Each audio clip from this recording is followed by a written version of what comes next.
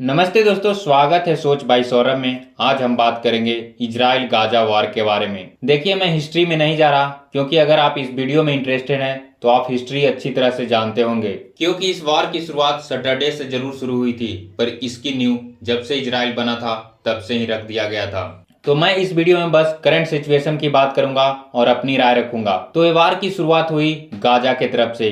Gaza में बैठे Hamas के आतंकवादियों ने 5000 रॉकेट 20 मिनट में इजराइल पर दाग दिए, जिसे Israeli air defence system iron dome इस सभी रॉकेट को नहीं रोक सका और बहुत सारे रॉकेट इजराइल के रिहायशी इलाकों में गिरा, जिसमें एक दिन में ही मरने वालों की संख्या 700 के ऊपर हो गई थी। आप इमेजिन कर सकते हैं, जहां 93 लाख जनसंख्या वाली देश में एक दिन में 700 मौतें हो जाएं तो क्या होगा। आपको अगर कम लग रहा है तो मैं इंडिया के कंटेस्ट में समझाऊं तो 2 लाख से भी ऊपर मौत मात्र एक दिन में। अब आप अच्छी तरह से समझ गए हों कि एक दिन में इतनी मौतें जिस देश में हुआ हो उस देश का हालत क्या होती होगी।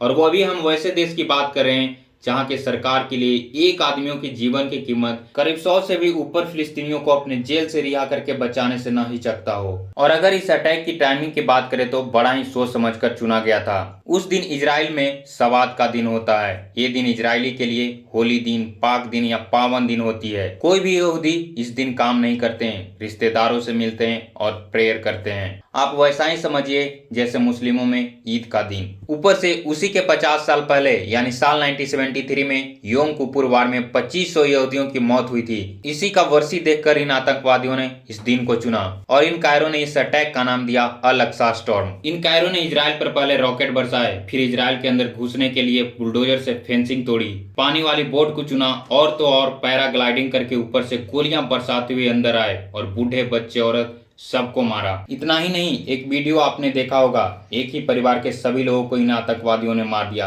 पहले माँ बाप के सामने बच्चों का गला काटा, उसके बाद उनको भी मार दिया।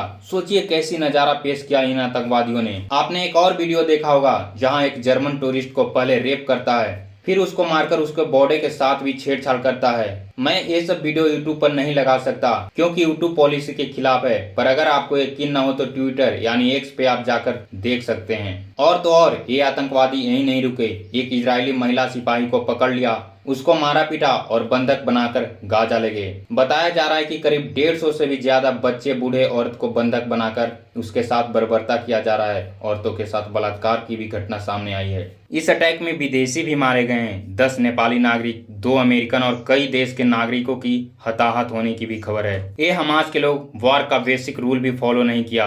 वार 2 सैनिकों के बीच लड़ा जाता है, लेकिन ये लोग के पास इतनी भी हिम्मत नहीं हुई कि ये इजरायली सैनिकों के साथ लड़े। आप इन लोग की कायरता का अंदाजा इसी से लगा सकते हैं कि बच्चे और औरतों को निशाना बनाया, उनको बंदी बनाया, जो ये भी नहीं जानते थे कि लड़ाई हो क्यों रही है। कितने बच्चों को पता होगा कि क्यों बंदी बनाया गया है, उसके देश में क्या चल रहा है। जब तुम लोग को बहादुरी ही दिखानी थी तो इजरायली सैनिकों से लड़ते, पर इन कायरों ने औरतों और बच्चों को ढाल बनाकर लड़ाई लड़ रहा है। और ये आतंकवादी यही नहीं रुके।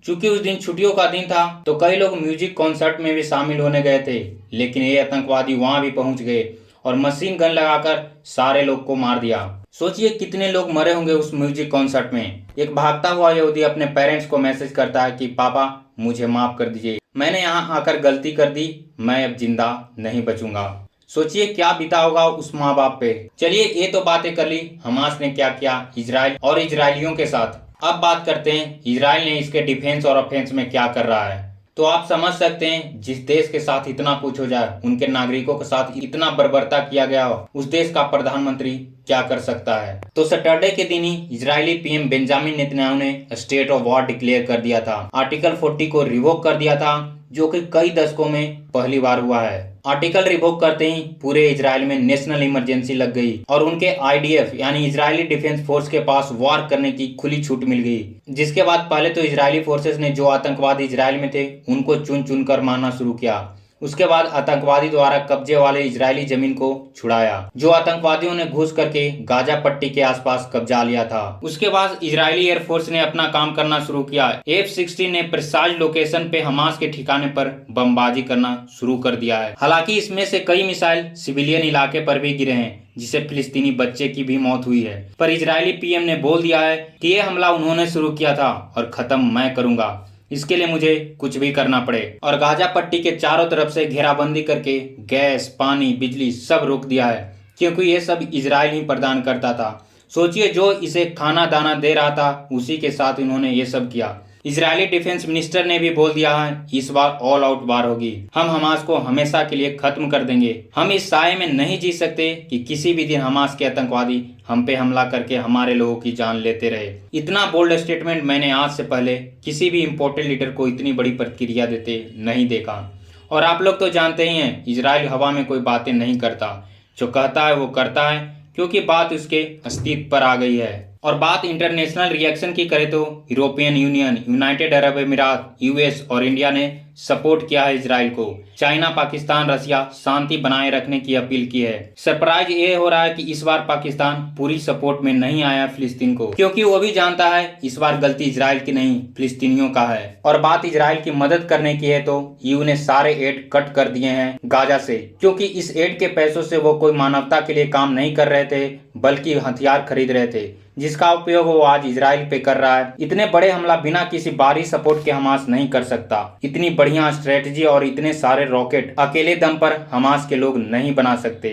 और इसमें ईरान का हाथ जरूर है, क्योंकि हमास और हिजबुल्ला को खड़ा ही ईरान ने किया है। इसी को देखकर कि इस वार में कोई और देश न कूद जाए, ये वार हमास और इजराइल तक ही सीमित रहे, यूएस ने अपना super aircraft carrier USS Gerald Ford Mediterranean में भेज दिया है, ताकि और किसी देश की हिमाकत न हो। अब आप सोच रहे होंगे कि एक एयरक्राफ्ट कैरियर से कोई देश क्यों डर जाएगा वार करने से। तो मैं आपको बता दूं कि ये कोई छोटा मोटा कैरियर नहीं है, यह है दुनिया का सबसे बड़ा एयरक्राफ्ट कैरियर, जिसकी वजन लगभग 1,10,000 टन है।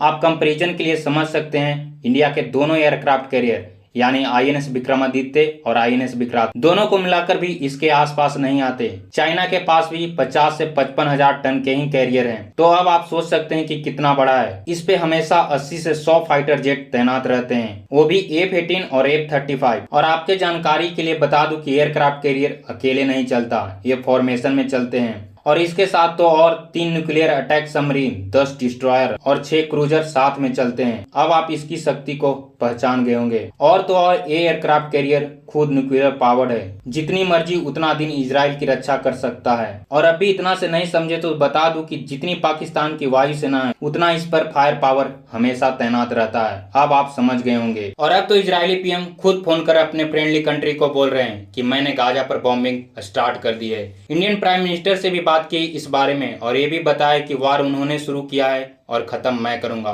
और वो वीडियो भी अपलोड कर रहे हैं ताकि लोगों को पता चलते रहे कि कोई भी काम इजराइल छुप के नहीं करता। कल ही की खबर है कि इजरायली फोर्सेस ने 1600 आतंकवादियों को इजराइल के अंदर मारा है, और अब गाजा में घुसकर उसको सफाया करना भी स्टार्ट कर दिया है। और मुझे जहां तक लगता है हमास को खत्म करके ही इजराइल रुकेगा। इसके लिए उन्होंने लॉन्ग वार की प्रिपरेशन भी कर लिया है। और बात करें पब्लिक सपोर्ट की तो 2 खेमों में लोग बट गए हैं, आधे इजराइल को सपोर्ट कर रहे हैं और आधे फिलिस्तीन को। US, UK, European union, India में भी लोग 2 खेमे में बट गए हैं। ऑस्ट्रेलिया में तो यहूदी को गैस चैम्बर में डालकर मारने की बातें कर रहे थे फिलिस्तीनी सपोर्टर। इंडिया की बात करें तो यहाँ तक ज्यादातर इजराइल को सपोर्ट कर रहे हैं। इसको लेकर इजरायली एम्बेसडर ने थैंक्स भी किया था इंडिया के लोगों को और गवर्नमेंट को। लेकिन एक वीडियो अलीगढ़ मुस्लिम यूनिवर्सिटी का आप लोगों ने देखा होगा, वो लोग गाजा को सपोर्ट कर रहे थे और नारे लगा रहे थे। मुझे वो नारा तो नहीं बोलना था, पर मतलब बता सकता हूँ। उसका मतलब था हम तुम्हारे साथ हैं, क्योंकि हमारा मजहब एक है।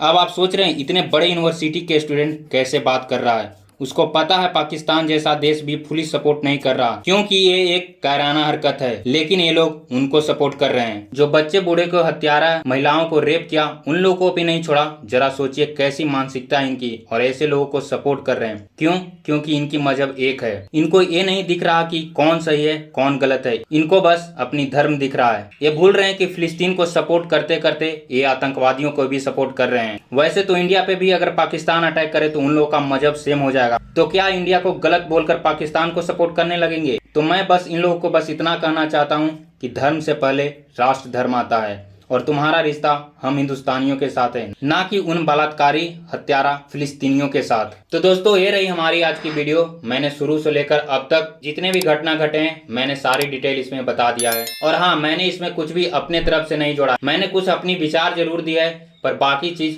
फैक्ट के आधार पर किए हैं। और यकीन ना आए तो आप गूगल पर या न्यूज चैनल में आप चेक कर सकते हैं। और अगर ये वीडियो आपको पसंद आया तो एक लाइक, एक सब्सक्राइब जरूर करें। Thank you for watching my video. जय हिंद, जय भारत।